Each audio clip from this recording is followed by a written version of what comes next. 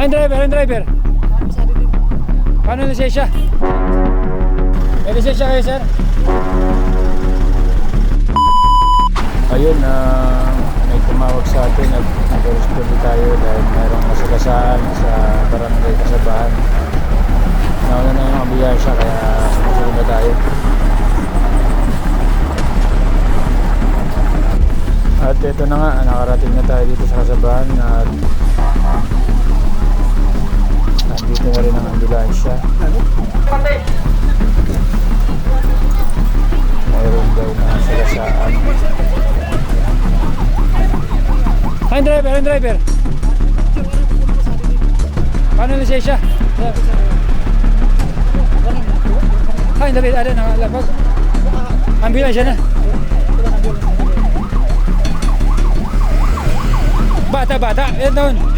Ha? Lalaki, babae? Ilan taon na? Malagas na.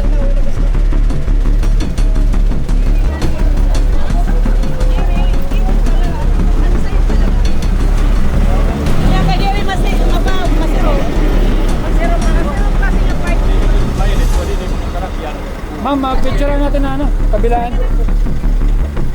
Ma'am, picture na kabilaan.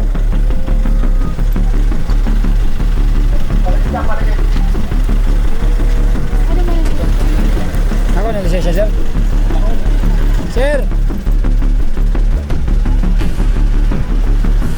May lisensya kayo, sir?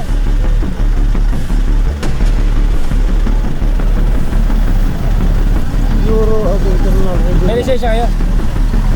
Verify lang namin. Ano po?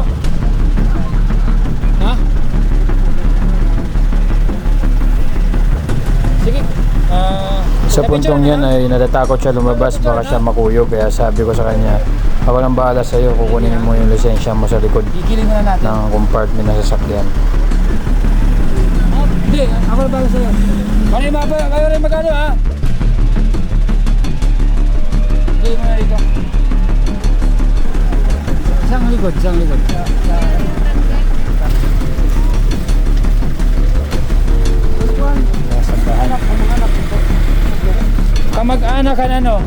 Kamag-anakan na biktima. Sige, masabay na ng mobil, ha? Pag-andam na.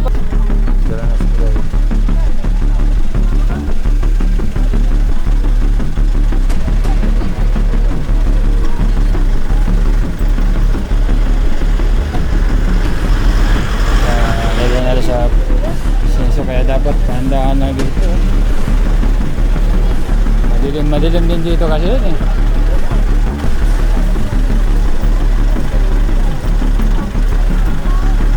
Kaya natin ang driver ng pick up na nakasagasa sa Kasabahan. Wala natin sa presinto para sa